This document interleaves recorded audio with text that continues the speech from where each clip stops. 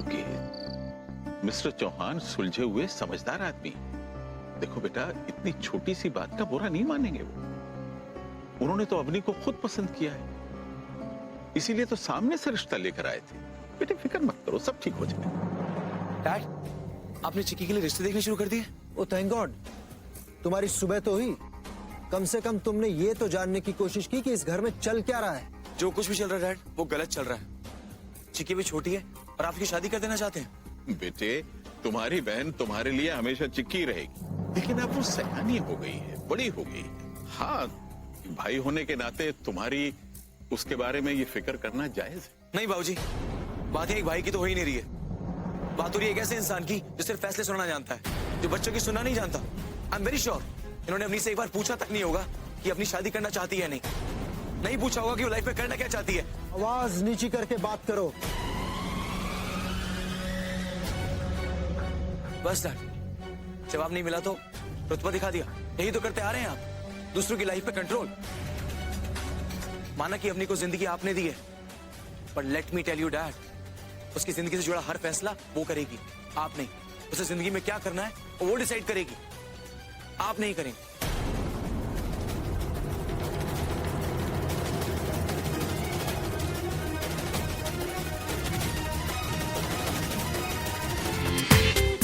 पूरा एपिसोड देखिए ZEE5 पर। बुआ से, मैं घर में सबसे छोटी हूँ, मुझे बड़ों के बीच में नहीं बोलना चाहिए, ठीक है? सिर्फ 1 मिनट मेरी बात सुन लीजिए, 1 minute please. I am sorry कि मैंने आपसे बहस की, मुझे ऐसा नहीं करना चाहिए था, लेकिन प्लीज आप अगर ये घर छोड़कर गए तो मुझे और ज्यादा बुरा लगेगा।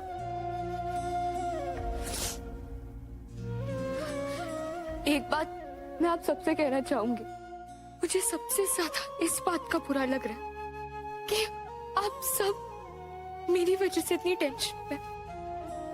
मुझे लगा कि घर में शादी का माहौल तो सब खुश होंगे, लेकिन यहाँ तो सब टेंशन में।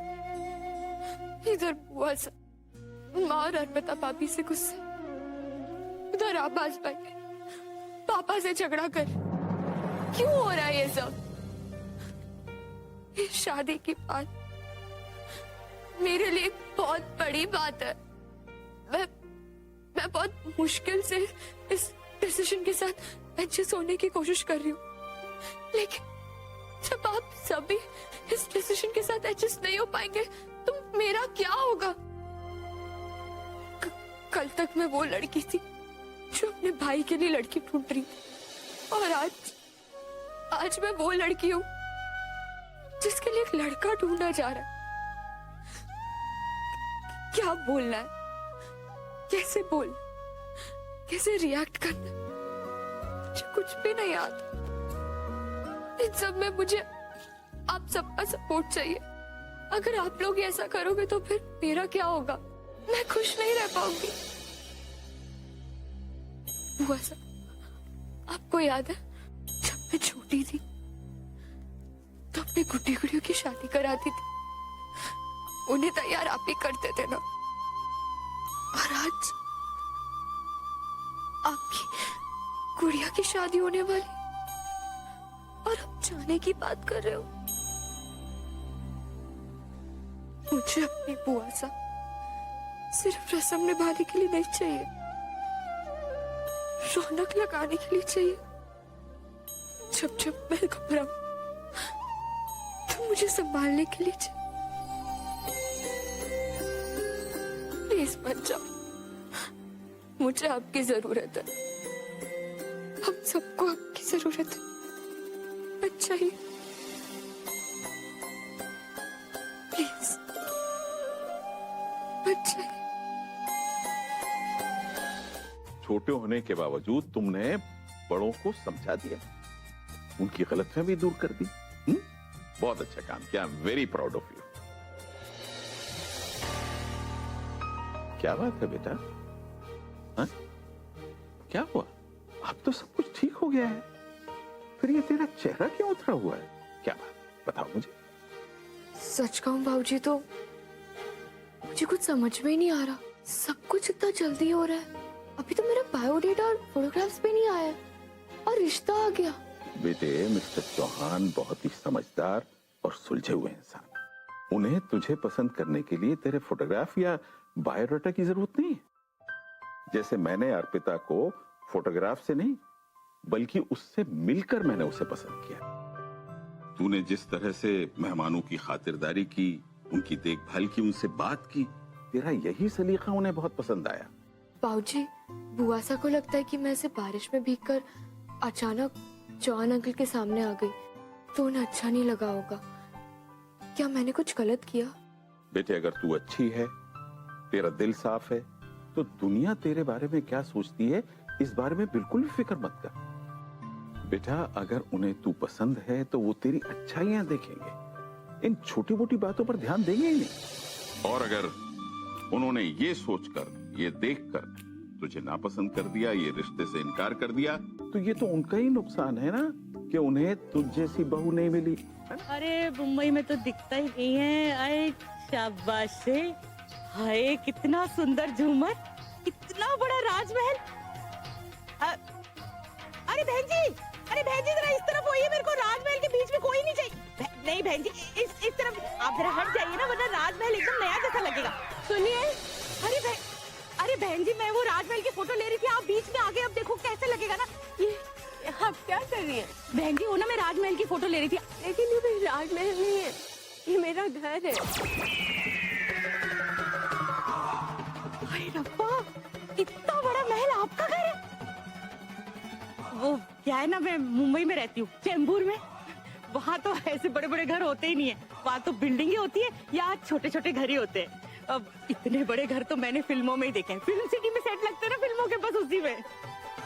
आप जयपुर घूमने आई हैं? हाँ जी, घूमने आए हैं। वो क्या है ना कि मेरी बेटी प्रज्ञा है ना, उसकी शादी होने वाली है, तो बस शादी के बाद तो अपने पति के साथ ही घूमेगी। तो सोचा एक बार शादी से पहले पूरा परिवार राजस्थान घूम ले। वो सब लोग वही हैं, थक गए हैं, लेकिन मैं नहीं थकती। मेरी एनर्जी तो कम ही नहीं होती, बिल्कुल महंगाई की तरह बढ़ती जाती है। वो घर इतना सुंदर है ना, इसलिए। अरे प्लीज बैठिए ना। Thank you. राजस्थान की खातिरदारी के बारे में तो बहुत सुना था, आज देख भी लिया। मतलब घर में जलजीरा तो पहली बार ही पिया है मैंने। मेरी बेटी कहती है मेहमानों को सबसे पहले जलजीरा ही देना चाहिए। बेटियां भी तो वही सीखती है ना जो माँ उन्हें सिखाती है।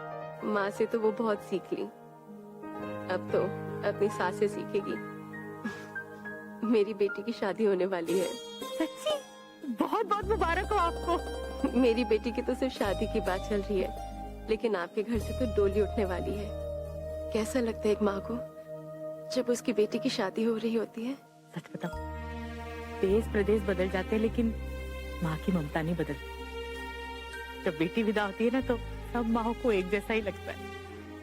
एक बात बताऊं आपको, मेरे को खुशी तो है लेकिन मन भी उदास हो जाता है। अरे जब बेटी ससुराल में खुश होगी ना तो आपकी सारी उदासी ने छू मंतर हो जाना है।